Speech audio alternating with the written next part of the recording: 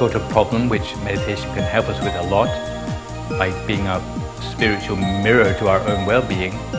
As the Lord Buddha allowed his monks to receive another robe to solve the problem of rainy days. Each piece of pleasure never lasts that long. That's why people always reach out for happiness. When I learned that if you don't say it, they can repeat. This statue is cast in solid gold, weighs 1 ton.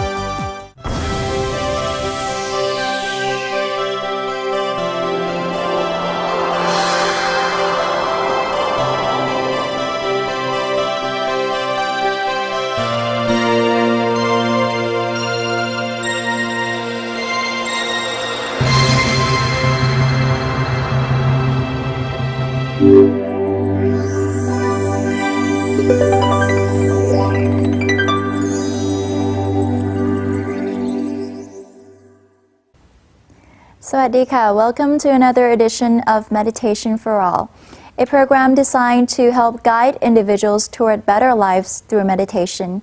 I am Sananpon Rotjan and I will be guiding you through the program.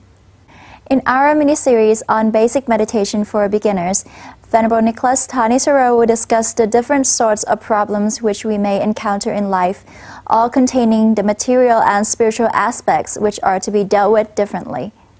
The discussion focuses on the ways in which we can employ meditation to help solve our problems. On an individual basis, meditation can be useful in promoting emotional stability, the stability of the mind, patience, encouragement, and efficiency in helping us identify the problems, realize the limitations of rational solutions, and break the vicious cycle.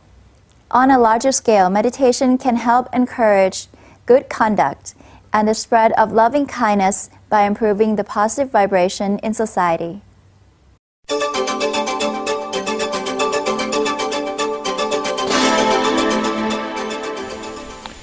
So welcome back to our mini-series on meditation for beginners. Last week we've already looked at the interplay between aim in life and our ability to find time in our everyday lives for meditation. This week we're going to be taking a look at how we can apply meditation to solve different sorts of problems which we may come across in life. Indeed, there are many different sorts of problems in life, both material and spiritual. Different sorts of problems need to be dealt with in different sorts of ways. And if we know only material solutions to problems, if those problems happen to be spiritual ones, then we may have problems. But fortunately, if we meditate, then we have many more approaches than a normal person, which we can apply to different sorts of categories of problems in life. And this week, that's just what we're going to be looking at, the different categories of problems and how meditation can help us to deal with some of those. But what is important, first of all, is that we need to identify what sort of problems we're dealing with. And I think the differences between different sorts of problems will become apparent if we start to give a few examples. Most of the material problems which we come across in life are problems which we refer to as linear problems, which means that one problem tends to have one solution, and if you can get the problem back to its source, then it's very easy to deal with it. For example, if your house catches fire, then you know that the fire can only continue as long as it has oxygen to burn. So if you throw a bucket of water over the fire, then it has no oxygen anymore, and therefore the fire goes out. End of problem. These sort of problems, normally they're not problems which you need to meditate about to be able to solve. It's because they're purely material problems and they're purely linear problems. However, meditation can help you even with these sort of problems, because even though your house may be on fire and there's a logical solution to the problem, you don't need to meditate on it, but sometimes you can get emotionally involved with the situation. If you're upset that your house is on fire, then you may delay about finding the water in time to put it out. But if you are a meditator, then you may be able to have a calmer approach to the problem and to more quickly come to a solution to the problem. So it can give you the encouragement which you need, and it can help to give you the emotional distance which you need in order to solve the problem more efficiently. So this is something where meditation can help us to solve material or linear problems, helping to increase our patience and encouragement in the face of problems. The second thing which meditation can help us to do when we come across problems is to help us realize the limitations of rational solutions to problems. Sometimes the rational solutions themselves, they are not the whole story. For example, if you meet up with someone who's very sad about something, there may be a temptation to get emotionally involved with them again, and you may feel that if you are sad too, maybe it will help them to feel better. But in fact, two sad people doesn't help to make the world a better place. You need to have your own emotional stability in order to help others out of their problems. So this is a second way in which meditation can help you to give you the stability of mind to be able to realize the limitations to rational solutions to problems in life. For a third sort of problem which meditation can help us with a lot by being a spiritual mirror to our own well-being is by helping us to see through problems of which we are a part ourselves. Sometimes when we're a part of the problem, it's the most difficult thing to understand in the world. And on this point, I'd like to tell you a short story which illustrates just how we can become part of the problem without realizing it. And this is a problem which concerns something which you call holy water. Holy water is something which you have in many different religions, and normally it's seen as something rather superstitious, which you sprinkle on things which are giving you problems in order to make the problem go away. And even in Buddhism, we have a lot of superstitious people, and sometimes they don't look any deeper than the superficial effects of holy water. But in our own temple here in Thailand, we once had an example of a woman who was having problems with her husband. And the problem was that the husband would come home late every night, and when he came home, he'd come home drunk. His wife would be there waiting for him, and she'd tell him all about how unhappy she was with the drinking situation. And the husband's response to this problem was to come home even later the next night in order to try to avoid his wife, who was waiting there at the door to reprimand him every day. Eventually, at her wit's end, the wife went to the temple and asked one of the monks for holy water to sprinkle on her husband in order to make the problem go away. The monk, luckily enough, was a meditator, and he knew that possibly the wife had a part in the problem herself. So before giving her the holy water, he said that in order to make the holy water effective, then she'd have to do something quite special with it. And that was, before her husband came in the door each night, she must say her prayers, and she must put the holy water in her mouth. If she put the holy water in her mouth, then it would be holy enough to make the problem go away. So, very faithfully, the wife took the holy water back with her to her home, and that very same night she waited for her husband to come home until sometime after midnight. She heard the gate at the end of the garden path opening, and she said her prayers very quickly, and she put the holy water in her mouth. With the holy water in her mouth, when the husband came through the door, instead of being able to complain very loudly to her husband about how bad she thought he was, in fact she couldn't say anything at all.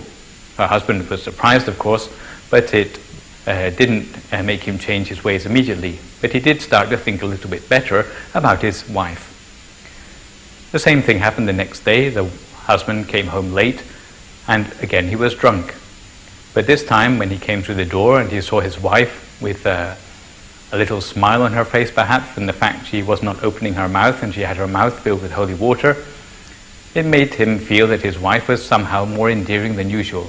And from that time onwards, he started to come home a little earlier and a little earlier, until in the end the problem went away altogether.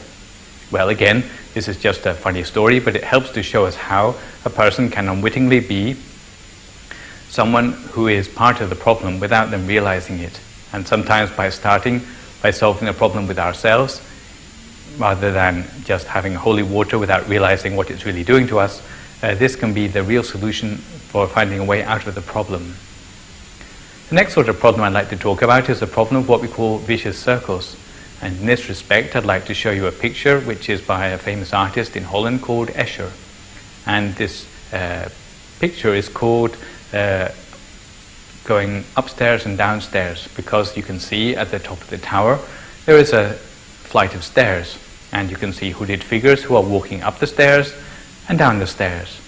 But if you follow them to see where they are going up the stairs, you find that as soon as they make a circuit of the building, that they come back to exactly where they were before.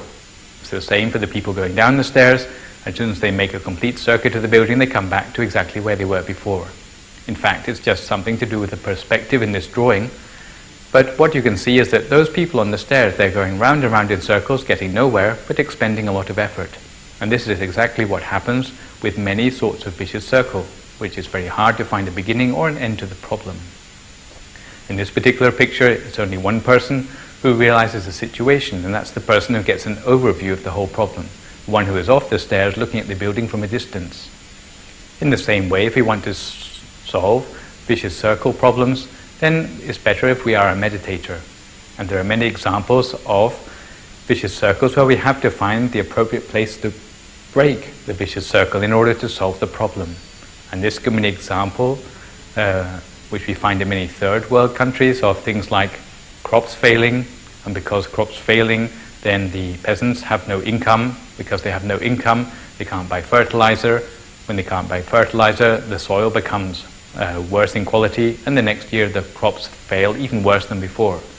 Without an input, in this case, of some sort of generosity on someone's part, then it's very difficult to know how to break the vicious circle, especially if we are involved with the vicious circle ourselves. And maybe closer to home problem, which is a vicious circle, is that of aggression. Sometimes if we are aggressive with someone else, they find it more difficult to forgive us. And when they don't forgive us, they become more aggressive. When they become more aggressive, then we find it more difficult to forgive them. And it makes us even angrier and more aggressive, and so on and so forth. We have a aggression which is always mounting in our society as a result. Unless there is forgiveness in this case, as a way to know how to break out of this vicious circle, and it's very hard to know how to stop the aggression escalating.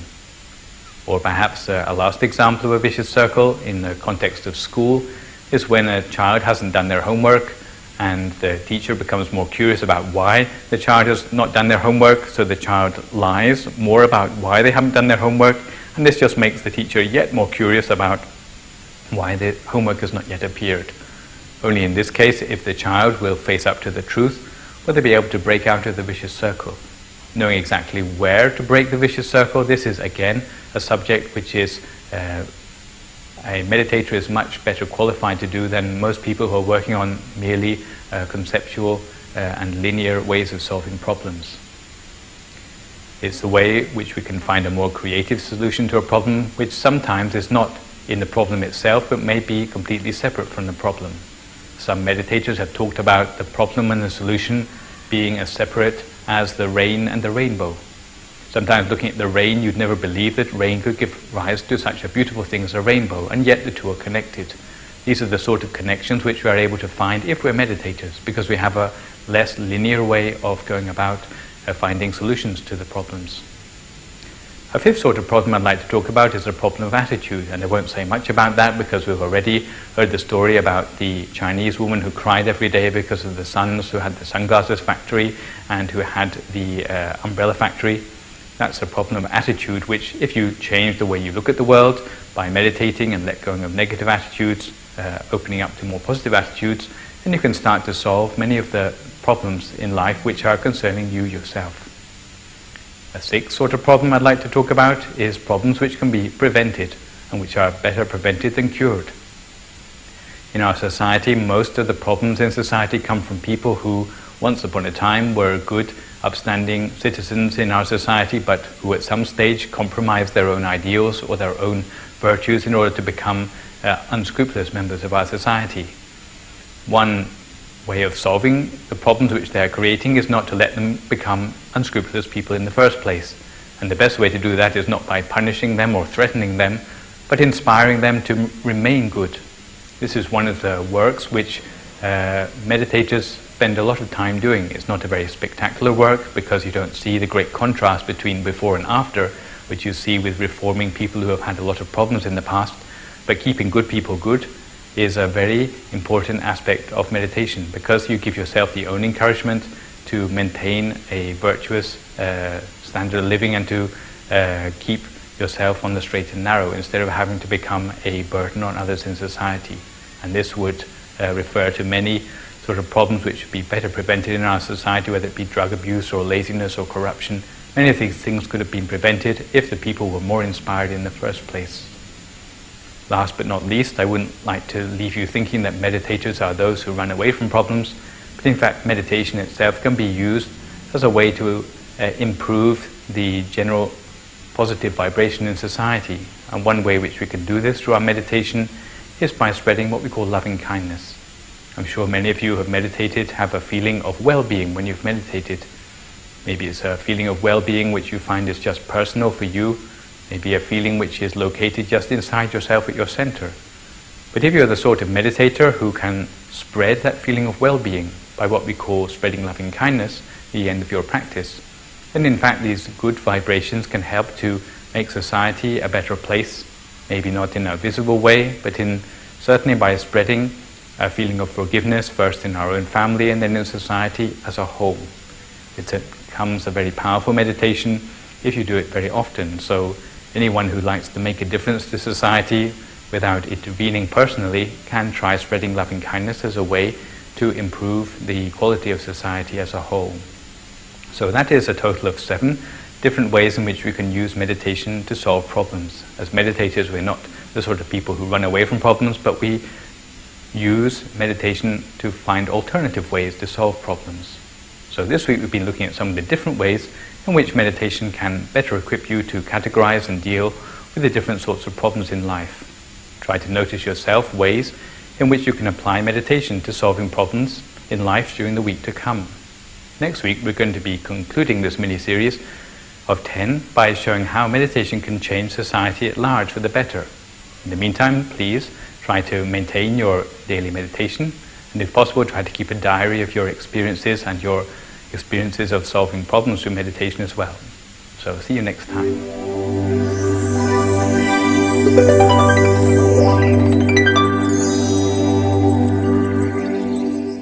In this edition of Buddhist Culture, you will see a Buddhist tradition that has survived since the time of the Lord Buddha. In order to keep the living simple and modest, a Buddhist monk can only possess 2 sets of the 3 robes known as patrai, and is responsible for the laundry, which is normally done by hand. Comes the rainy season when sunshine is scarce and clothes don't dry quickly enough, the 2 sets of robes prove to be inadequate.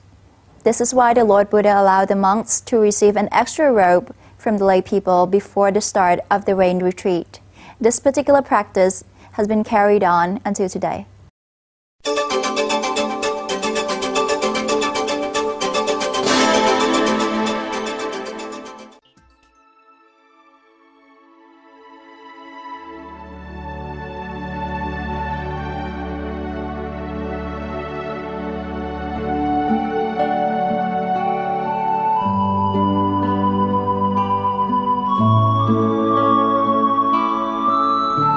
The rainy season.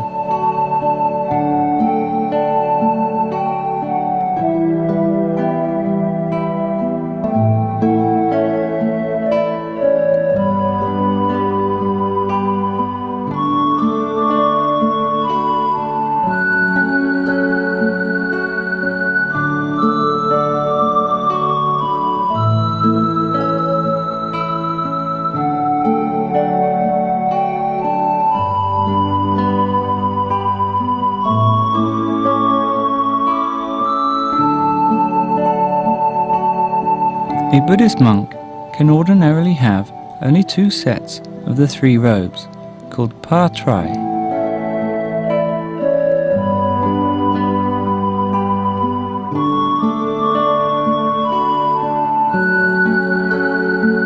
So it is very hard in rainy seasons, especially in the tropics, because the monsoon brings heavy rain almost every day.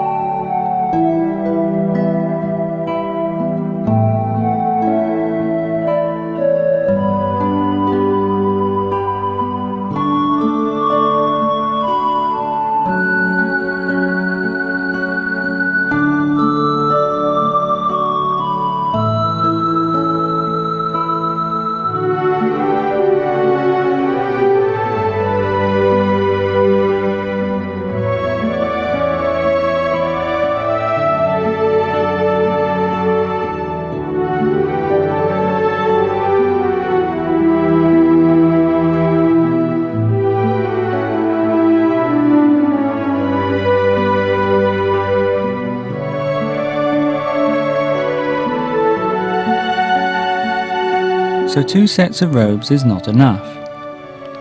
But all Buddhist monks must lead very simple lives that are easy to support. They wash their robes themselves, and always by hand, and not with a washing machine or dryer.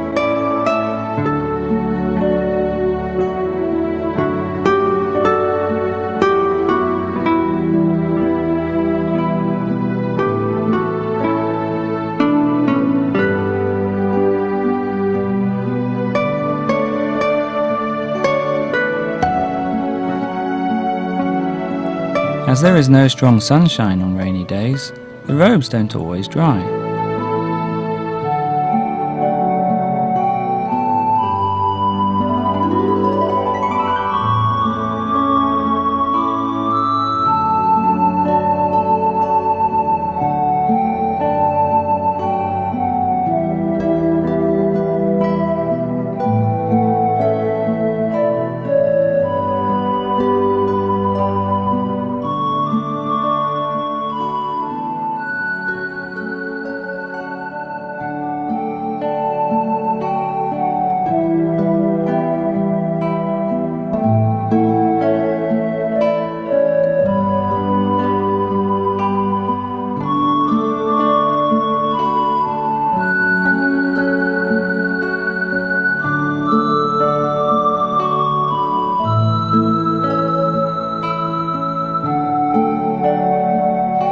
The laymen or women take care of this, as the Lord Buddha allowed his monks to receive another robe to solve the problem of rainy days.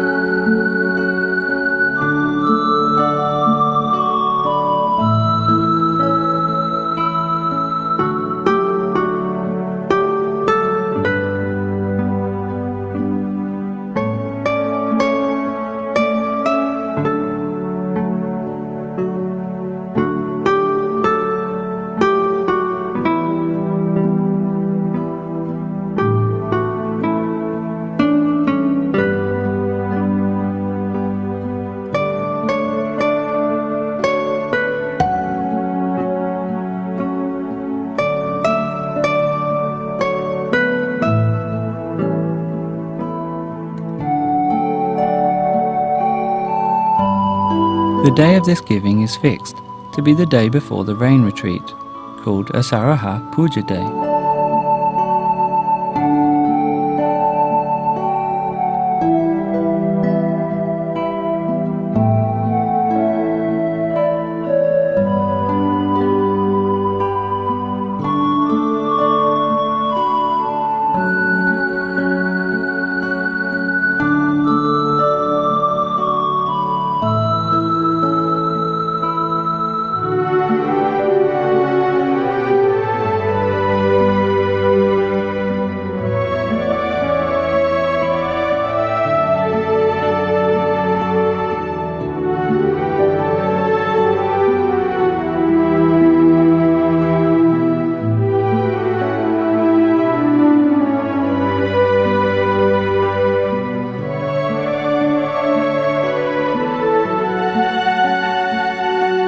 One more robe for the whole season of the rain. Contentment with simplicity is the foundation of inner peace.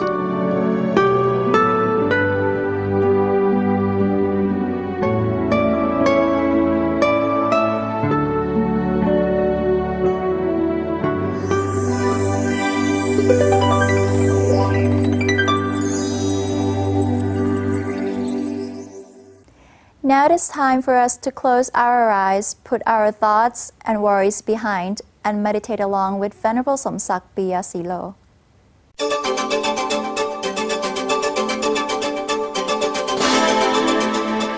Welcome to the atmosphere of peace, the moment of meditation. Life is too short and we cannot get all we expected for in our life. Each piece of pleasure never lasts that long. That's why people always reach out for happiness. here and there all the time. But true happiness and peace start from inside, and of course, meditation is the key and the password to unlock the happiness that has been blocked from blossoming from inside. And here we go, meditation will help us reveal the happiness inside. Now, if you are ready, we just close the eyes so softly.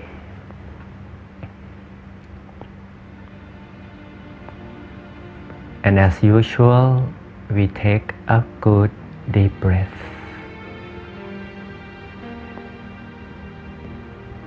On the in-breath, we bring in the freshness to nurture the inside. And on the out-breath, we release all the tensions, all the discomforts from inside out.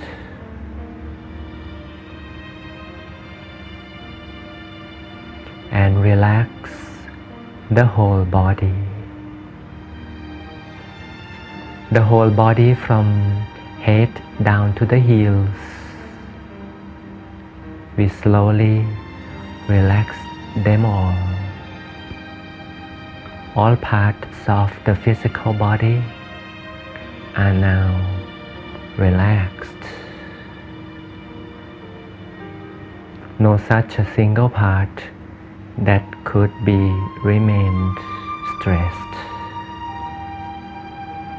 Release and let go, as if we are soaked by the mass volume of the stream of relaxation. Recall the station of peace by taking the deep breath again. Follow the in-breath until it ends inside the stomach. This is so-called the familiar, the turning point. And all we do is to bring in, welcome in the mind to stay still at the turning point. This is the station of peace. The mind will be here like it has come home. Spend a little moment in quietness, settling down over the station of peace. Gently, slowly, without any rush of any kind.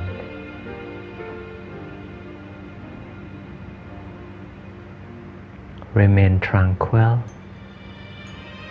and still all the time, all the way, always.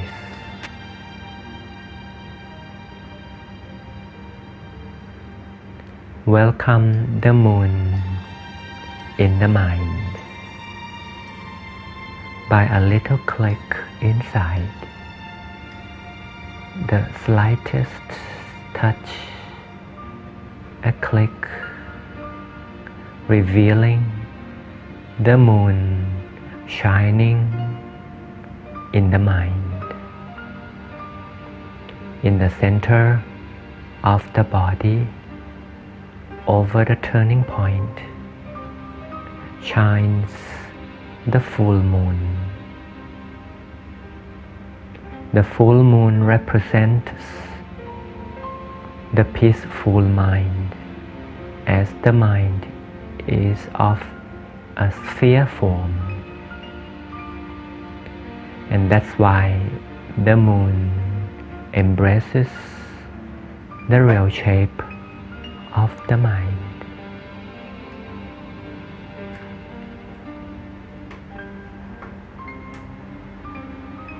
Enjoy the glow of the full moon for a while.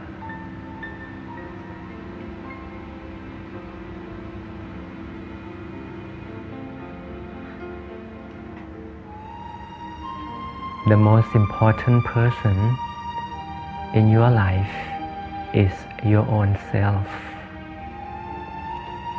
You might tell yourself, I am the most important person in the world.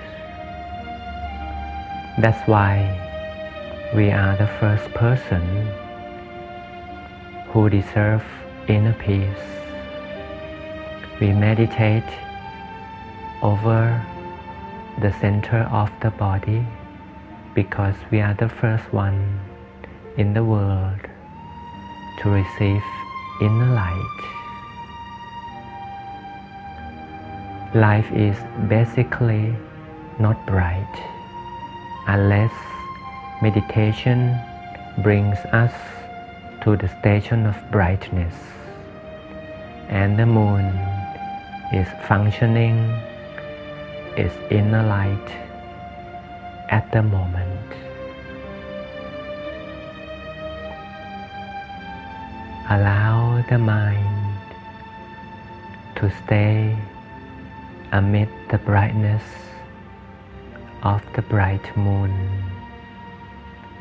again and again. Enjoy soft light. Enjoy bright light of such shining moon in the center of the body. Make sure at the moment physical body and the mind both are truly relaxed. Relax again and always during meditation. Enjoy the continuous glow of the moon shining in the mind. And we are right. We are the first person who deserve inner peace, who deserve inner light. So let this moment go on with happiness for a while.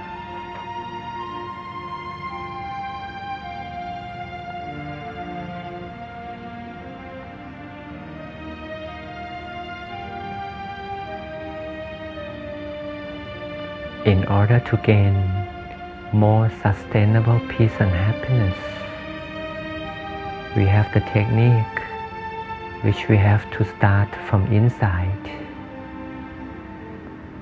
As I told you earlier, normally each piece of pleasure never lasts that long. But that rule doesn't apply with the inside. The world inside is a kingdom of light. It always shines all the time.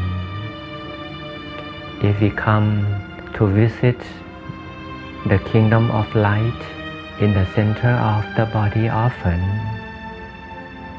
the bright light inside will reflect to the outer appearance. That's why if you meditate often, if your internal brightens often, such brightness would overcome your external appearances until you reflect the inner light to cover the outside. You always become the body of bright light yourself. Now we have learned, we have discovered inner light for many times. Let the brightness from inside overcome all the darkness of the outside world. Now that we are reflecting inner light to brighten the outside. Meditation is the only key that connects the internal and the external world of being. Now enjoy bright light in this quietness for a little more time. Once we are ready, we can count down from 3 to 0. Take a good deep breath again. It's shining inside, and slowly open up. So life is not in darkness anymore. By meditation, we learn how to gain inner light and get the color. And the color of life from now on is the color of light. The color of brightness is now our color of life. Until we meet again for a better meditation practice, hope you enjoy inner light, the color of life. สวัสดี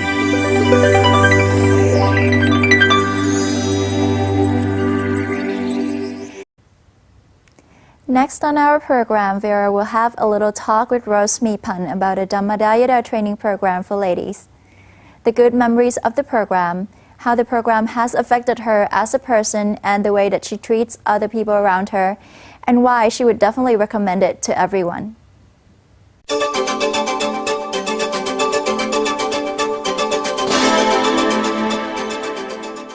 And so what was the best memory you had of this program? Best memory? Well, they're all the program is a best memory, but I think was lunchtime. It was fun. It wasn't like it was fun. Like, we talk about different things and like funny things that happened during the day, like memories like random words, or we would go like tell ghost stories and how a car would just appear out of nowhere and it's like in the middle of the night, or how we got scared and like we switched rooms every like 5 days or something. Yeah, I think that was our best memories, like throughout the whole program. There's like no best memory, but the whole program was a good memory. Did you make a lot of friends while you were there? Yep, I made like pretty much all my friends now. Oh, wow. But like more. It's not like I didn't have friends before. It's just like we got to know each other more. Like my best friends now, I met through the program. And like we got to know each other. We got to know new people from like different states, different cities, San Diego. So it wasn't just No. Southern California. Yeah, it was like pretty much the area around there. So this might be a pretty big question, but how do you think that this program has affected you in your life and as a person? Well, like through the program, they gave great teachings, and like the teachings really affect us in life, like our mother's gratitude or responsibility or how to treat others. It's like all together. It's like it affects you like really good. Like you can tell that it affects each person, because like friends, like just like I don't know, they pretty much like through the lecture they sort of cry. Like you can tell they're crying Out of happiness or Like- sadness or? I don't know, like the teaching like really gets to them. Like the mother one, that really gets to everyone, because Can you like explain what it is? Like being grateful to your mother or having gratitude to your mother? they sort of like extended it. Like it's not like one certain one. it's like they have different mothers come in, and they talk about how much they love their child and how much they went through with their mother. So like pretty much you get to know like from both aspects. Oh, I see. And like we watch videos, music videos that have like about your mom and how grateful she is to be your mother. It's Or like how grateful you are to your mother. yeah, so pretty much both. And like how much she would like do for you, or how she would like pretty much die for you, like just for your happiness and stuff. And like that really gets to you because like you sort of help your mother more and like think of her every few minutes. More than before. Yeah. That's yeah. So do you feel that having gone through this program twice, do you feel that you've changed in any way? And what were some of the changes? I'm not really sure about myself. Like, I don't know if I've changed much, but like, I don't know because it's me. I don't know what others think about me. But like, I'm pretty sure like there's one thing that like I've gained confidence in saying like what I want or how I want things to be. And like, I used to just hold it in. I'll be like, oh, okay, you can do that. Or But you wanted to say something? yeah, I want to say something, but like I think it's going to be rude to say it. But now like when I learned that if you don't say it, they can repeat like what they did that was wrong. And they can do more worse stuff like drugs or something. I don't know. Like hurting others' feelings. Like I'll hold it in back then, but then now like I sort of like let it out. I'll be like, no, don't do this or all those stuff. Like it affects me in school life too. Like how my friends like would just tease each other, like, and it really hurts the other person. Oh, you mean in a bad way? Yeah, like I would just go sit with the other person and be like, it's nothing, they're just playing with you or something. But like, so you go and comfort them. Yeah. And and the other like friend. I would tell the person who hurts the other person's feeling that, you know, that wasn't nice or something. Like you could like destroy the friendship that we have here and everything, like, because it can change everything in an instant.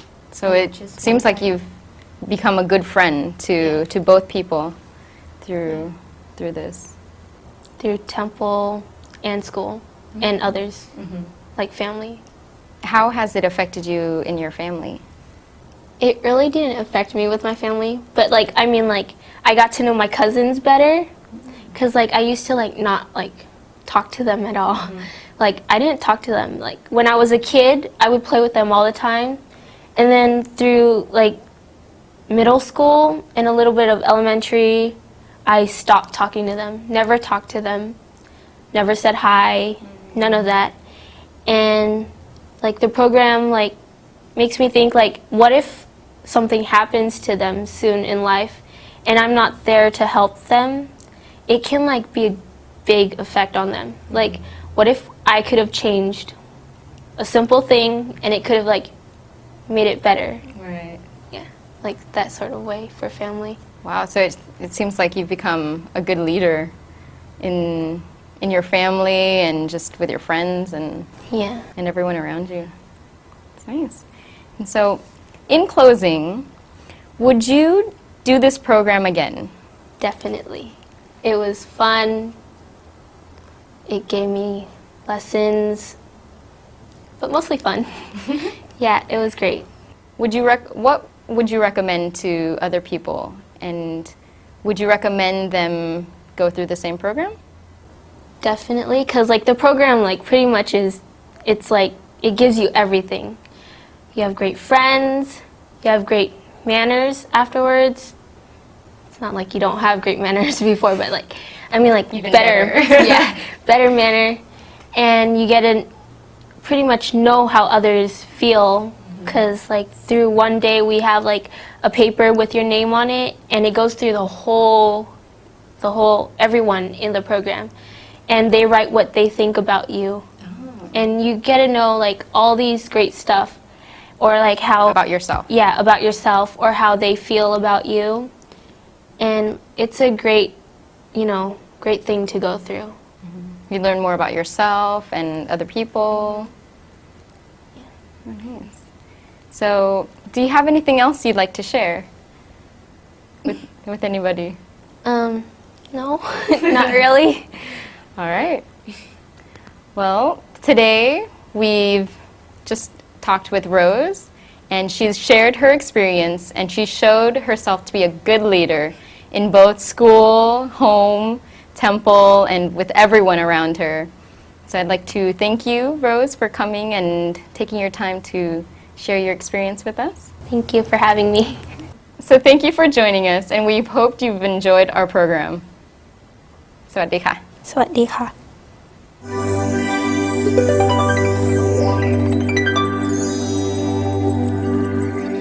Coming up on tour of the temple, you will get to trace the trail of หลวงพ่อวัดปากน้ำภาษีเจริญสด Jantasaro, the great teacher who rediscovered the Dhammakaya, which had been lost since 500 years after the death of the Lord Buddha, and taught it to the world. First, Vera will take us to Wat Bot Bon Bang Khu Vieng in Nonthaburi province, where the rediscovery took place. It is the place where one of the 4 images of the great abbot cast in pure gold will be enshrined. We will then travel to Pathum Thani province to visit the Panya room at Phra Thammakai Temple, which houses the first gold image of the great abbot ever cast, to be transferred to the หลวงพ่อวัดปากน้ำภาษีเจริญสด Jantasaro Memorial Hall when the construction of the hall is complete. That is where we will end our tour.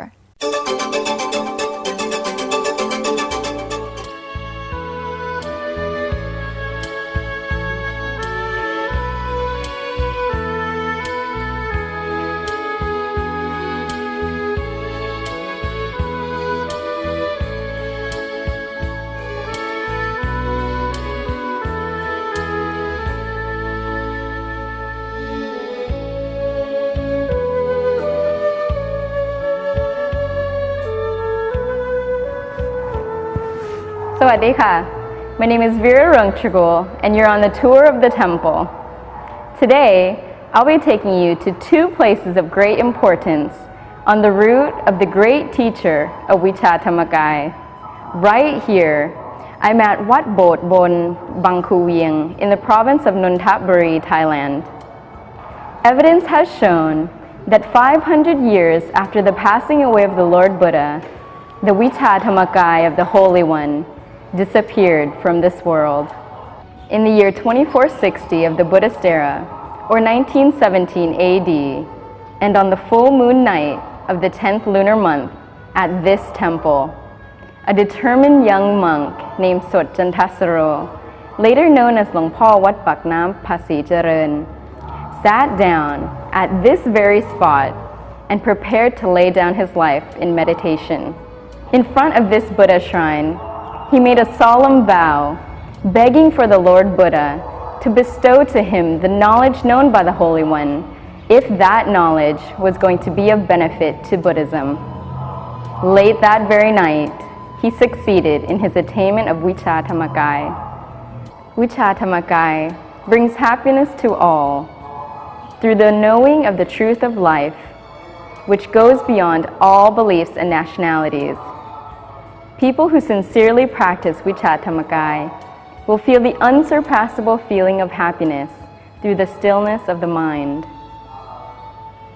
Practitioners have expressed their gratitude to หลวงพ่อวัดปากน้ำ by casting his image in pure gold, which will be enshrined in 4 different places, this temple included, on the route of the great teacher of Vichā Thammakai. But that will be shown in a later program.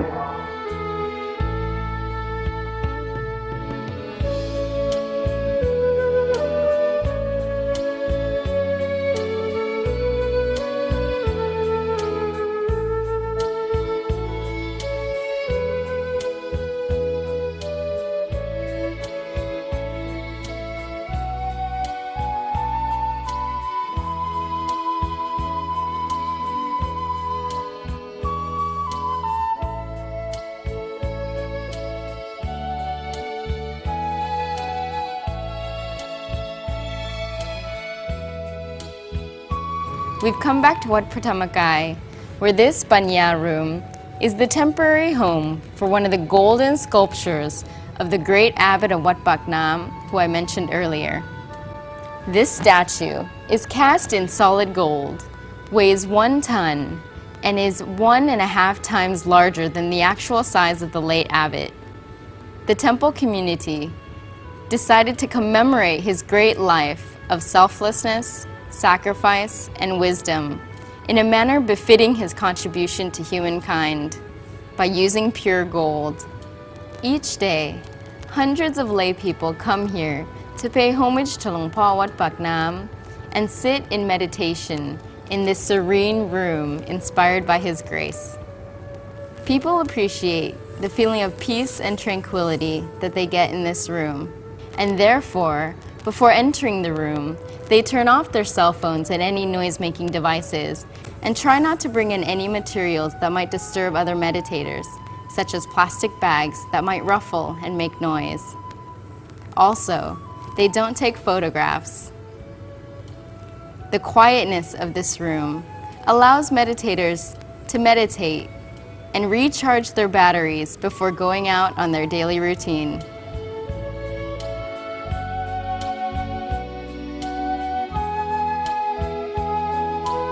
The last spot on today's tour of the temple is the Memorial Hall of Lung Pa Wat Phak Nam Pasi Jaren Sot Jantasaro, the rediscoverer of Wichata-Makai. This structure behind me, currently under construction, will be the final place where the 1-ton golden statue of the great abbot of Wat Phak Nam will be enshrined permanently. This building is also designated a museum that will display everything about the Dhammakaya meditation tradition. The hall will soon be open to the public.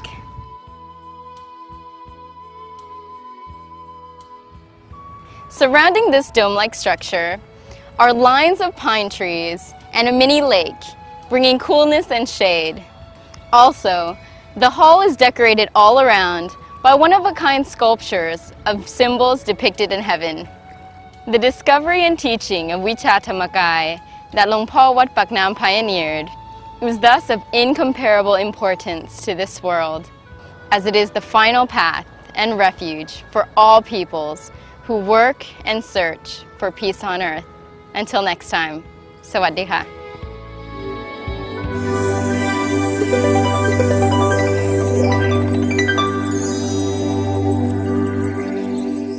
We hope that you have enjoyed our program. Your questions and comments are most welcome, and please forward them to our email address, meditationforall@yahoo.com. Please remember that practice makes perfect, so please keep up your meditation, and I will see you again next time. Sawadee ka.